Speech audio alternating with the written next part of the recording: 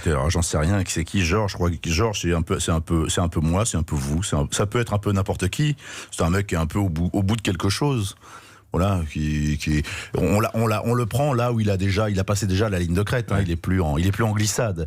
Il est paumé. Il a décidé de se paumer un petit peu plus. Et puis pourquoi pas se faire plaisir avec le blouson de ses rêves. On sait qu'il a une femme qui ne veut plus lui parler. Elle a bloqué son compte en banque. Oui. Donc il a largué quelque chose. Oui, il sort de la vie. Oui, il se désociabilise et il va s'enfermer. Puis il va se faire plaisir. Il va vivre pour lui véritablement. Peut-être qu'il va s'offrir la grande semaine de sa vie. Oui.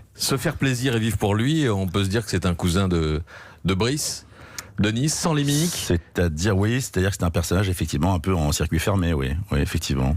Quentin Dupieux, il est barré, ce Georges est de plus en plus barré, mais il n'est pas grotesque, sa folie est ancrée dans le réel. Ouais, c'était l'angle. On voulait parler d'un fou, mais au présent et dans un monde concret. Voilà, on est moins dans un délire que d'habitude. C'est-à-dire qu'on a l'habitude tous les deux. Jean, il a fait plus de films que moi, et il a pas fait que ça. Il a fait des films sérieux, etc. Moi, j'ai fait beaucoup de films délirants, on va dire, sur lesquels on met toujours les mêmes mots et les mêmes étiquettes.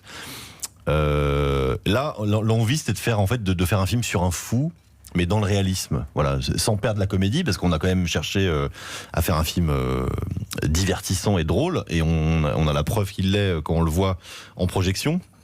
Mais ça reste, on est au niveau du sol, quoi. On est chez nous, on est en France, dans un monde qui existe, en fait. On n'est pas sur Mars, quoi.